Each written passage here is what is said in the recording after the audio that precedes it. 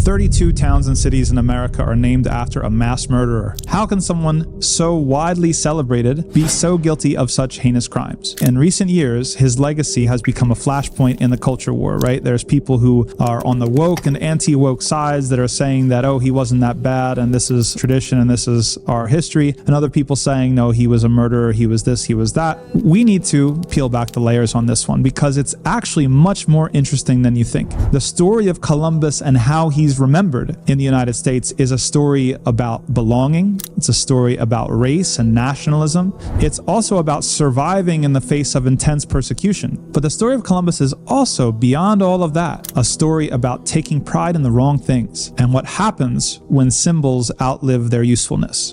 Now, it's incontrovertible that Columbus is guilty of the crimes that he is charged with, and we've got the proof. But it's also true that Columbus is celebrated federally across the United States every year in the month of October. How do these two things go together? How can someone so widely celebrated be so guilty of such heinous crimes? So, was Columbus really that bad? Actually, he was much worse. And I had to read a lot of stuff in preparation for this episode. There are some things that I cannot read in front of the camera that I will spare you from. But suffice it to say, Columbus was, from his own admission, in his own diaries, he was a murderer, he was a rapist, and he was a genocider. He said in his diary, his first impression of the Arawak natives when he arrived in the Caribbean, he said, they would make fine servants. With 50 men, we could subjugate them and make them do whatever we want. On his second trip, he enslaved thousands of Arawak Indians, working many of them to death in a futile attempt to extract gold from ground that contained very, very little gold. He would send slaves back to Spain. Normally hundreds, like up to 50% of the slaves that he would send back would die en route, basically left a wake of destruction everywhere he went. One of his contemporaries, Bartolomé de las Casas, who was a Dominican priest, documented his experience in Cuba and elsewhere in a book that's called History of the Indies. Listen to what he says. He says, of the Arawaks who were enslaved to work in the mines, we hear, quote, thus, husbands and wives were together only once every 8 or 9 months. And when they meet, they are so exhausted and depressed on both sides they cease to procreate. As for the newly born, they died early because their mothers, overworked and famished, had no milk to nurse them. And for this reason, when I was in Cuba, 7,000 children died in 3 months. Husbands died in the mines, wives died at work, children died from lack of milk, and in a short time, this land, which was so great, so powerful and fertile, was depopulated. My eyes have seen these acts so foreign to human nature, and now I tremble as I write. There's other stuff we cannot even mention on air when it comes to Columbus forcing himself on women, when it comes to the way that he attacked certain individuals and disemboweled them in front of others. It's really, really gruesome stuff. As one historian by the name of Dyson wrote, any native caught without a copper token to show that he had met his quota of gold for the day was tortured, sometimes by having their hands or feet cut off or by being killed. Those who fled were hunted with dogs. Thousands of people, Tainos, were driven to escape the Spaniard rule by poisoning themselves with a lethal plant root. So people were committing suicide just to get away from Columbus. And with all of the first wave destruction that he imposed, the second wave is always disease. So if you treat people like this, they're going to be extremely susceptible to disease. Basically, the result was the virtual annihilation of Native American population in the Caribbean within 100 years. So there's two things here. There's the practices, like the gruesome stuff that he did, and then there's the results, like the collapse of birth rates, the entire depopulation. Some estimates say that within 60 years after Columbus landed, only a few hundred natives were left of what could have been 250,000 Tainos. This is not conquest. This is genocide. It's barbarity. And even the most sympathetic biographer of Columbus, Harvard's Samuel Eliot Morison, said, quote, the cruel policy initiated by Columbus and pursued by his successors resulted in complete genocide. That Columbus was someone who was so evil that he was even too evil for the Spanish, right? So the Spanish saw what he was doing and heard about what he was doing. They accused him of mismanagement. They took him away from his position. They had him shipped home. They took away his governorship and much of his prestige, right? So you have here ijma, you have consensus from his friends and his foes that Columbus was a pretty evil dude.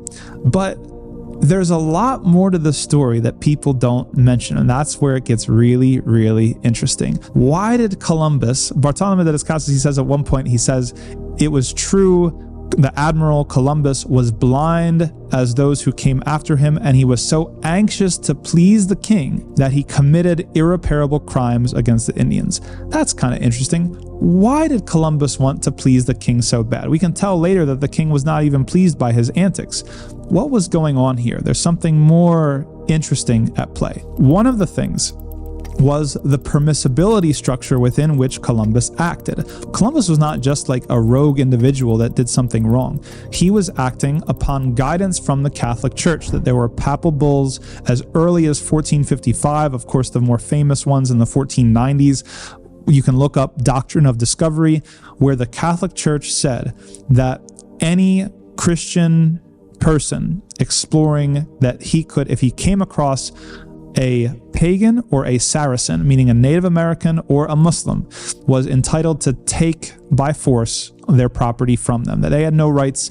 And in theological circles, these people were even debated whether they had souls or not. There's something going on here with the Muslim world, that you've heard probably that Columbus was sailing for a different trade route. You might, if you're in an upper echelon of informed, then you might have heard that Columbus was trying to find a way around the Ottomans, because the Ottomans were controlling trade across the land, and he wanted to find a way that got away from the Ottomans. But you might not have realized what a big crusader Columbus was. And we don't mean that in the normalized, desensitized sense of the word crusader. Columbus hated Muslims. He was someone who wanted to wage war against Muslims. In fact, before he sailed to the New World, quote unquote, to the Americas, the Western Hemisphere, he was fighting against Muslims in Spain, like part of the so-called Reconquista, or the pushing out of Jews and Muslims from Spain, that he was somebody who was fighting against them there.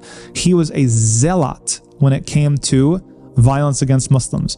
And when it came to his willingness or his desire to please the king, it wasn't just for his own personal glory. He had other plans in mind. One of the authors, he said, no matter how many people Columbus shipped to Spain for sale as slaves, with most of them dying on the way, no matter how many others were rounded up for the plantations, no matter how many tribes were conquered, no matter how many new lands were discovered, the wealth acquired was never sufficient to fund a Spanish armada to Jerusalem. That was what Columbus wanted. Columbus wanted Spain to recapture Jerusalem from the Muslims. And so he was trying to get all of this gold and scramble around and do all of these things in order to fund this campaign. It says, still, Columbus would not give up the task that he believed that God had given him. So Columbus believed that God had put him on earth to fight against the Muslims and to push them out of Spain, check, and to fund a campaign against Jerusalem. So in his will, listen to this, in Columbus's will, he stipulated that if the king would not use revenue from the Indies for the conquest of Jerusalem, Columbus's son Diego, quote, should go to Jerusalem alone with the greatest force that he can possibly muster. Can you think about that? Somebody who's so determined on this thing that he's going to put it in his will, that if the king of Spain isn't going to do it himself, then me or my progeny, even after I'm gone, I'm going to take care of it as well. This is Columbus. He's a horrible human being, an evil person, somebody motivated by extreme hatred and animus towards Muslims, towards native peoples. The things that he did were unspeakable. That's incontrovertible fact. That's just history, whether you like it or not. How did he come to be so celebrated? How did his whole being become celebrated as a federal holiday in the United States of America? It's not so straightforward as you might think. Columbus became a symbol of something, and it started out as something pretty obscure, but then it ballooned and ballooned into something much greater. The first celebration in the United States of Columbus was actually way back in 1792, just after the United States became a nation. The New York Society of Tammany, if you've heard of Tammany Hall, the old political machines, they held the first celebration. It's 300 years after 1492. That's the 300th anniversary of Columbus's voyage. But it was still a relatively obscure thing. Fast forward 100 years later to the 400th anniversary.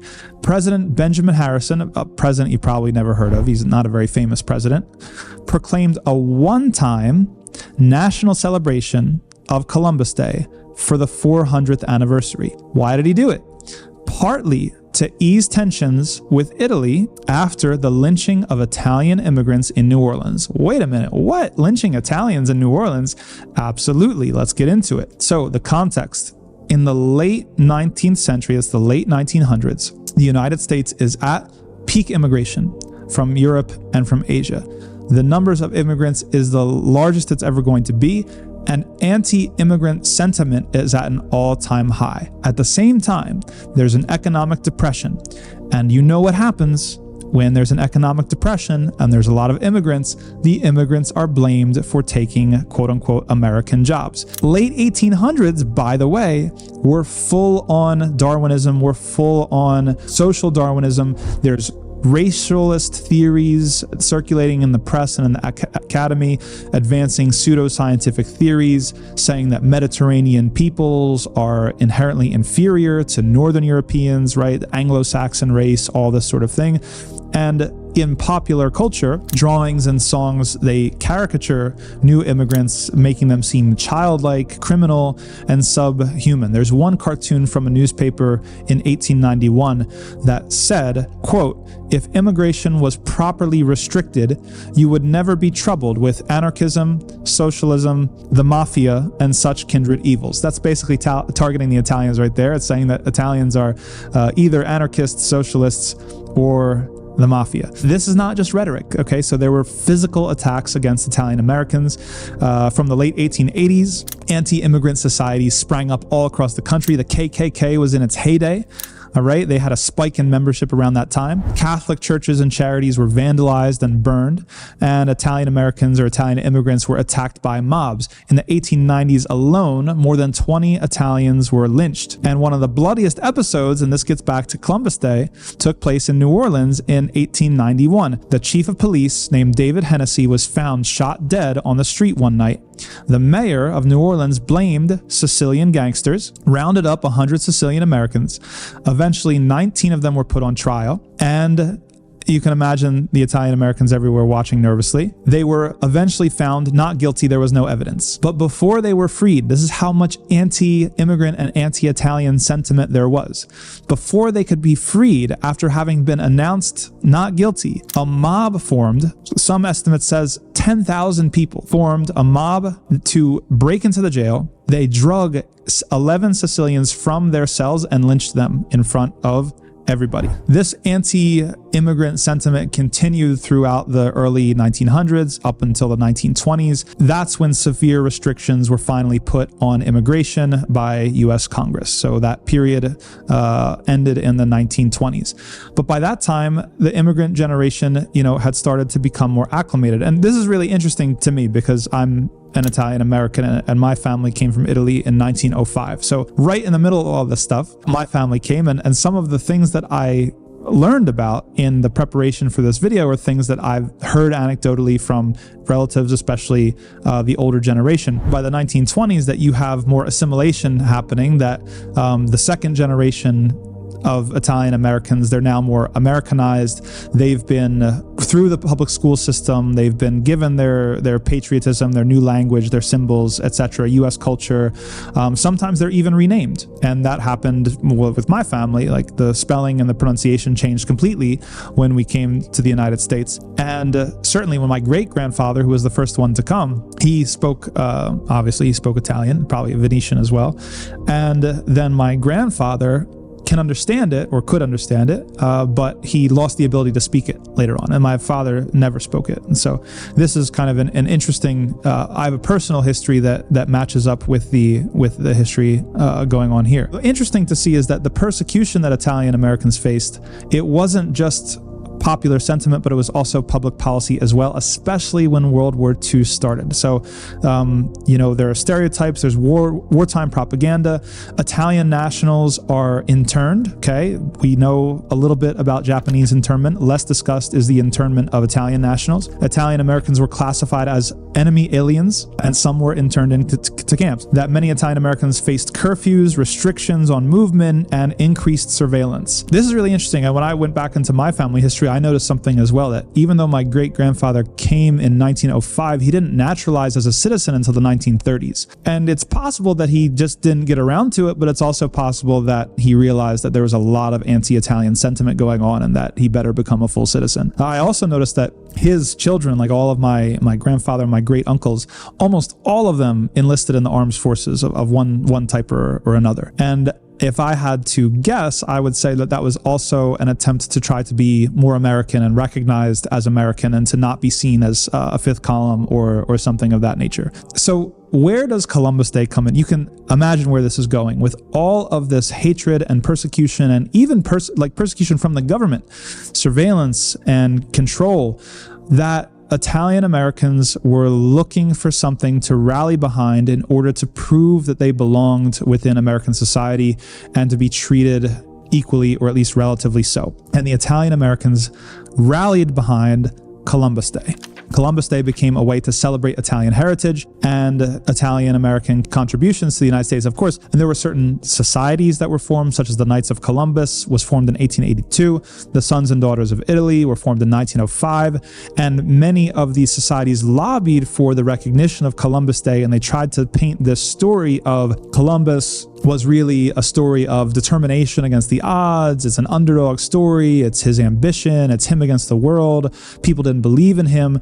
And this was something that connected both to American mythology of American work ethic and also to the Italian immigrant experience. Finally, in 1937, FDR officially designates Columbus Day as a national holiday, partly due to the lobbying of groups like the Knights of Columbus. It's only been in later years where people have become more familiar with the crimes that Columbus was guilty of. And even though these things unfortunately get siphoned into or shoehorned into the culture war of left versus right, of conservative versus progressive, it really doesn't have to be that way. You don't have to be a progressive or a Democrat or someone on the left to recognize that Columbus was a bad guy, that he was an evil person who did very, very evil things. And Italian Americans should probably own up to that fact and recognize that and find a different role model or find a different symbol of their contributions and their heritage.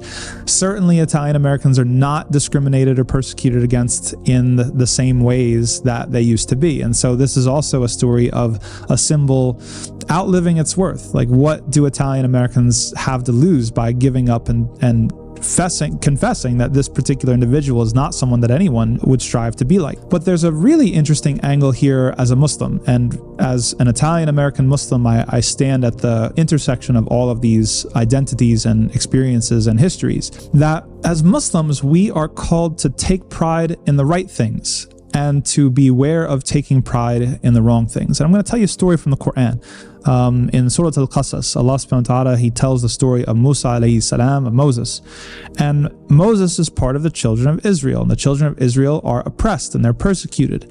And at one point, Moses sees a fight happening between someone from his own tribe and someone from the tribe of Pharaoh. Now, the person from his own tribe, from the children of Israel, calls out to Moses and asks Moses to come and intervene, to help.